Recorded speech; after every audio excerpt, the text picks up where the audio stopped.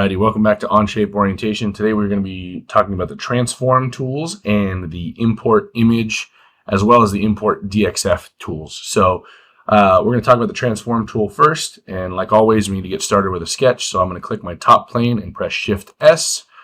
I'm going to press the letter P to hide my planes and N to normalize. Once we're here with this transform tool, first off, we need to have some geometry to transform. So I'm going to draw a rectangle really quick. Actually, it's going to be a square, so we'll go 2 by 2. And I'm going to have another one kind of just off in space over here with a random size. Another one over here. Draw a circle about here.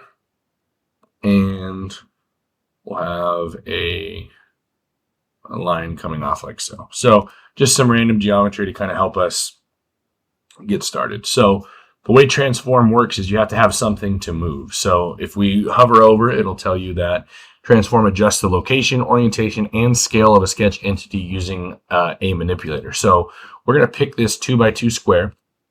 And for starters, I'm going to highlight the whole thing. We're going to come down here to transform, and you'll see I get this manipulator. So I have a up arrow, a right arrow, I have a circle with a curved line through it, a triangle coming off towards the center, and then I have this square in the center. I also have this circle that kind of bases itself off a point. So to get started, I can take this manipulator and I can move it to whatever point I want. So let's say I want everything based off of this bottom left corner, and go ahead and leave it there. Maybe I'm going to move it from this top right corner. So for starters, I'm going to move this top right corner, and I want it to be on top of my origin. So I could use the left and the left arrow or the right arrow to go left and right. You'll notice if I go to the right, it gives me a positive number. If I go to the left, I get the number in negative. Same thing for if I go up or down. So if I take this arrow, I can go orthogonally up. And if I go down the other direction, it's going to give me a negative number in that same vertical direction.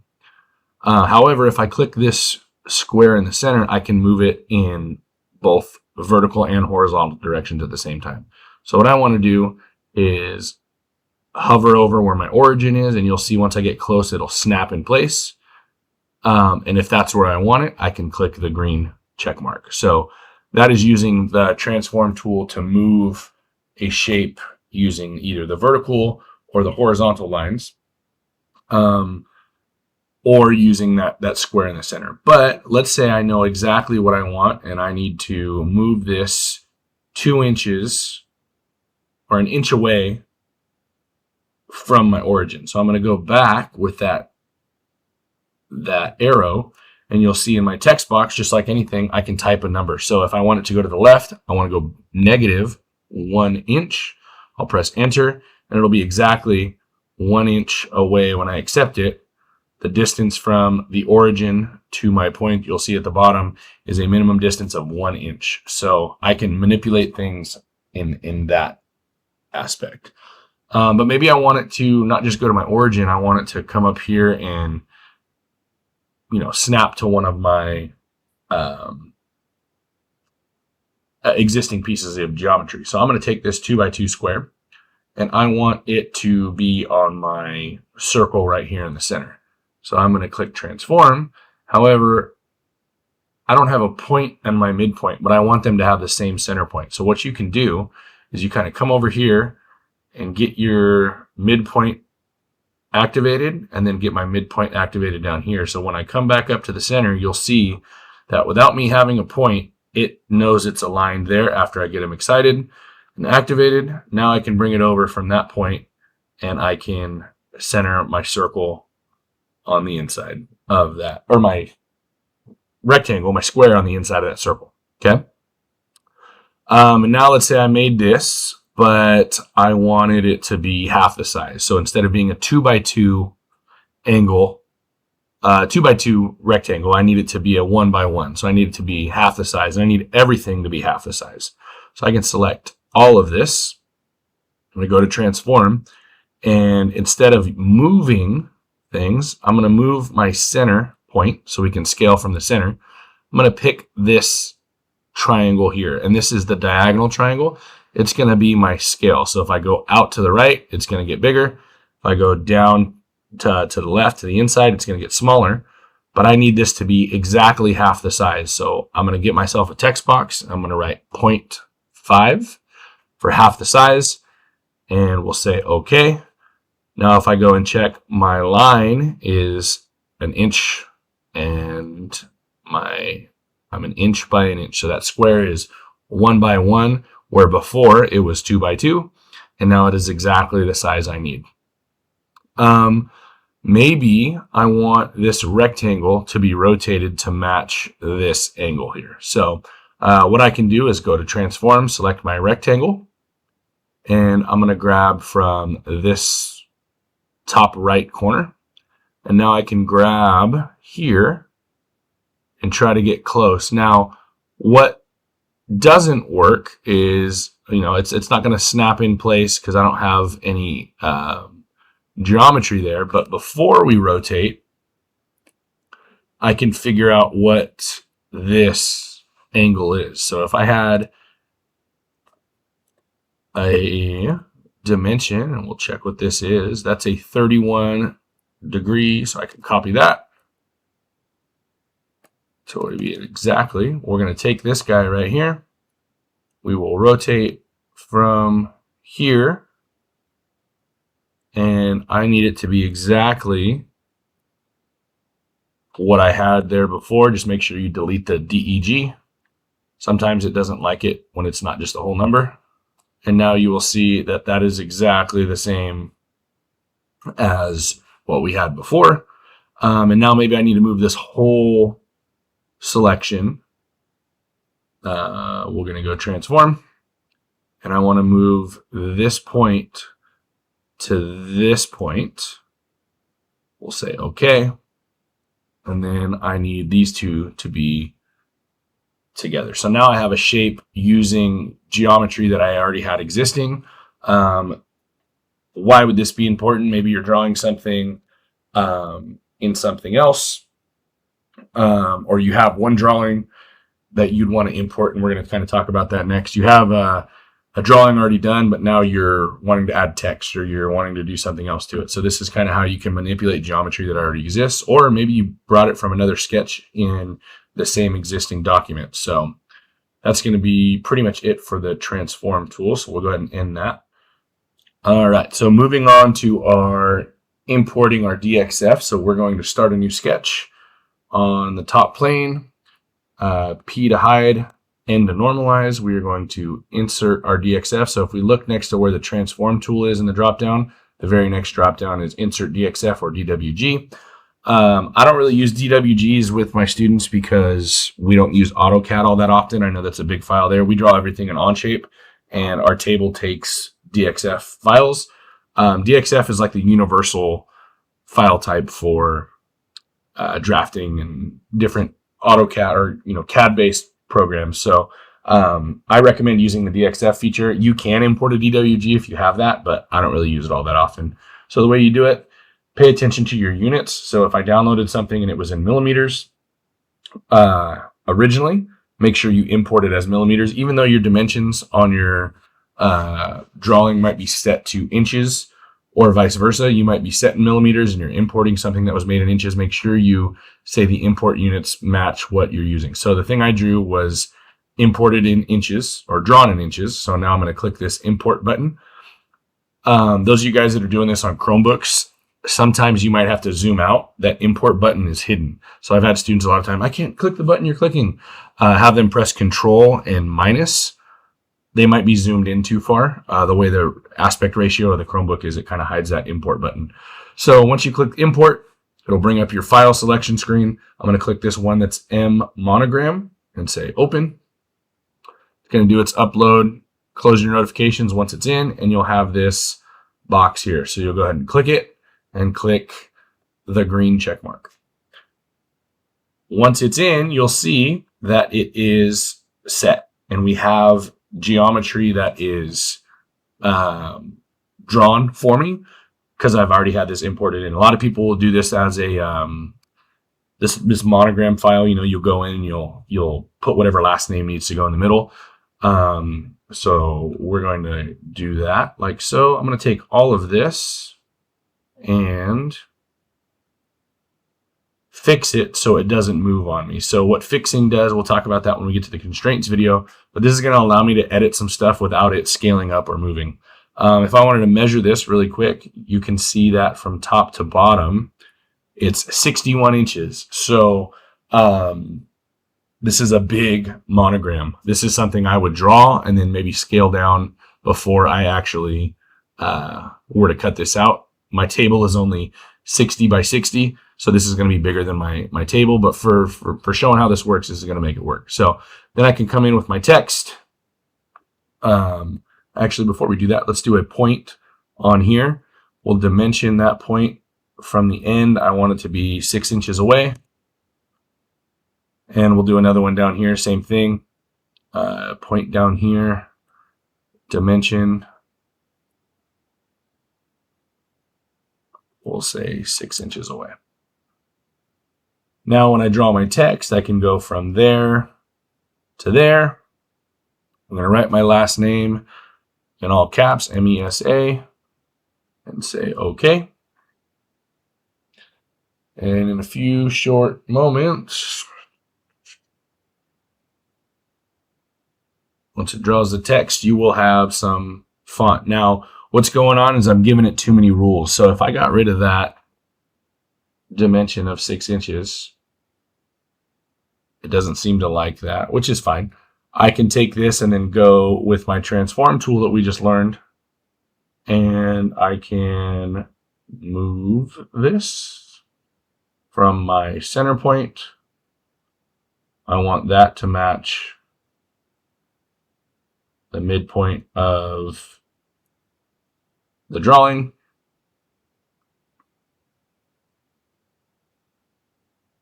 And sometimes when you're moving stuff, you'll see like I did here, I moved those lines with it. So make sure that the geometry stays. There we go.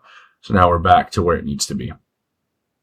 If I were to go to make this a 3D shape, you will see there's a little bit of overlap, which is exactly what we want.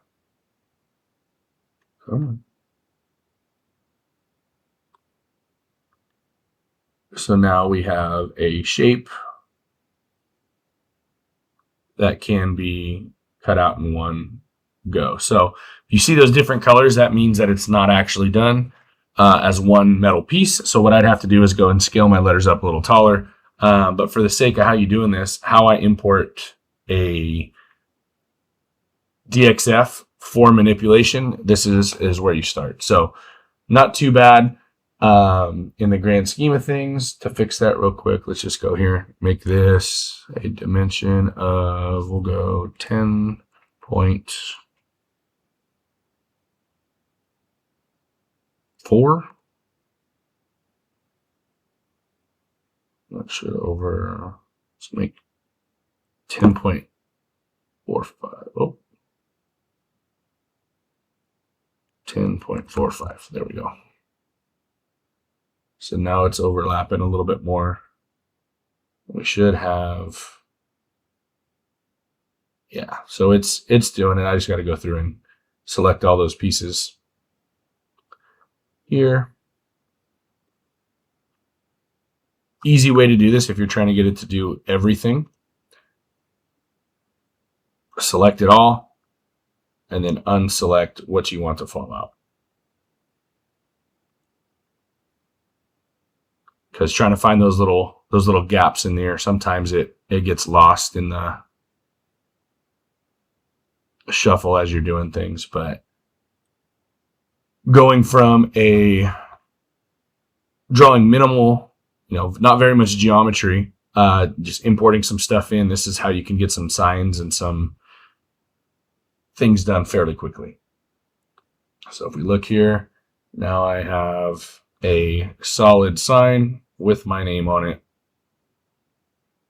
ready to cut, and you can have any custom names that you'd like. So that's how you import a DXF. If we move on to my import image, you can do a same thing. We're going to click sketch on the top plane, N to normalize, P to hide our planes. We'll go to our drop down, and this time instead of clicking insert DXF, you're going to go underneath and click insert image. Now, I'm going to click import just like before. This time I'm going to pull up a picture. Now this picture you'll see is a picture me and my students actually took. And there's some differences when you import DXF versus importing images. So one, it takes a little bit longer.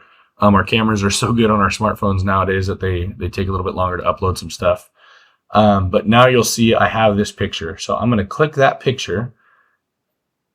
It's asking me to select an imported image. Now it's going to ask me to draw an image rectangle. So when I draw that image, I can drag and drop and make it as big or as small as I need it to be. So what this is we're trying to make a mounting plate for this mower. It's where the hood attaches. So a little bit of work you have to do before you get into Onshape. We took a picture of this with a tape measure next to it. Now, try to take your picture as straight on as you can. But what you can do from here is I can come onto this sketch and zoom in really, really close. And I'm going to draw a line from the 4 on my tape measure down to the 5 on my tape measure, a straight line. Now, when I zoom out, you will see that it gave me a measurement of 0.695. Now, I know everything I've been showing you, you've been wanting. The second that text box pops up, you want to type in your measurement. Well, when you're doing this, by looking at this scale, this is saying that 1 inch is actually 0.695, and we know that's not correct. So if I click off to the side, then I come back with my dimension button, I can click that line, and then I can tell it 1 inch. So when I do that, if I zoom out a little bit, you'll see that it'll scale everything up. Now we know that line is exactly 1 inch, like I said. And are we going to be off by a little bit? Yeah, because the thickness of that line on that tape measure. But that's about as close as you would get in real life anyways. So now what I can do, I say, okay, I'll start a new sketch. And this is why you would want to import an image. So I'm going to start on the same plane that I have my canvas on, my little image that I copied. And now I can start copying some geometry. So I need this bolt hole to match up. And if we look, I need it to at least be the size of this hole here, but I can go a little bigger. So for tolerances, I tell the kids, we're not building bridges. My bolt just has to fit through that hole. And to get it right the first time, go a little bit bigger than it. And I see that if I do that, it's 0.46. So if I make it 0.5, I'm golden. So now my next circle, if I try to find the center point, so I need this one down here, I'm probably not going to find that center point. So that 3-point circle is probably going to be where it's at. We'll go about here on the outside to that lighter gray area, and you'll see 0.497, we'll call it 0.5, and that's still pretty spot on. So now my next piece I need a line from side to side. I'm going to draw a line from the edge of my frame straight down. And I'm going to go until I bottom out. I know that it's supposed to be a straight line. However, it looks like my picture wasn't taken fully straight, but we're going to fix that. So that's how long it needs to be. I got 12.59. What I can do here is come up to the center, find my midpoint, and we can try to mirror the geometry over the center of that. So we're going to turn that into a construction line. And now this is how I would do my workflow. So I'm going to come out here. There's a hole here already that I don't really need to mount to. So I'm going to come off here and come up to here, come down like so, and start tracing my geometry that already exists. I know that needs to go there. I can come up here to a 3-point arc, go from there to there, and then zoom in. That's going to be close. Now, it's not perfect, but what I can do is grab my geometry and move it where it needs to be. So now to check, I can mirror this from this line, I'm going to grab all of that. And if we look down, that's pretty spot on where that needs to be. Hole's off a little bit, so I'm going to delete that hole that I copied.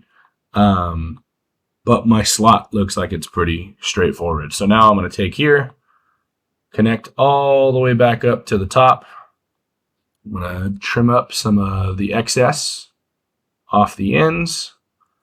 Maybe come in and round some corners so it looks a little nicer. 0.25 on those corners right there. I believe, yeah, 0.25 radius. I'll have my part there and say OK. Done. We'll shut off my plane, and you'll see I now have a part that matches my drawing exactly. Now, some pieces I see, some issues. My hole here is set, right? But my line here is going to throw some issues for me. So I'm probably going to have to come back and redo my geometry. It looks like where the edge of the tape measure was, it looks like my student might have moved the tape measure a little bit. So I'm going to have to figure out that gap and do some dimensioning that way. But I have a really good place to start. We actually cut one of these out already last week, and it had a little bit of issues. The slots were oversized, but it was going to work for what we needed to do. The problem was the slots were a little too long and too wide, but being too wide was fine. Being too long allowed it to where the hood wouldn't actually catch the latch like we needed it to. So we're fine tuning and we're going from there. But this is something that if I would have gone through and had a kid try to get every single measurement, they probably would have been wrong a lot more times. And so this way they were able to use the piece that's there from a top-down view and go from there by importing an image. Alrighty, one other example of this would be if you had some art you wanted to copy. I'll show you, we'll start a new sketch on the top plane. And this is probably what most of you guys will end up using this for. So we'll go insert image, import, and I'm going to import this. So if you guys have ever built a Lego set, this is a pretty funny little drawing they have in the instruction booklets, and I always thought it looked like a cool safety sign, and it was something I would want. We're going to actually draw to put in the shop as a like decoration, like remember to wear your safety glasses type thing. So I'm working on this, so I can import this in and get myself centered. We'll check a dimension here, and that's only about 4 inches tall. I'm probably looking to make that, I don't know, at least a foot tall. So we'll do 12 inches. And now I can start my sketch. So this is where all the tools we've learned so far kind of come together. So we take our spline tool, and I can start copying all my round shapes. I can do, if I look here, I know this is a rectangle, so I can go here, add that real quick.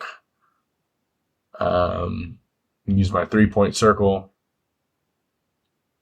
Boom, boom, boom. And I know it's not the cleanest image in the world, but for what we're doing and a good place to kind of start, get yourself oriented, tracing some images. It's a good way to get some geometry started without having to like reinvent the wheel. If you go on Etsy, there's millions of DXF files, and with those DXF files, sometimes people think they're more headache than they're worth. But I would say if you can import some things in and you can edit it and make it your own, this is kind of where it's at. So this is how I use the import features.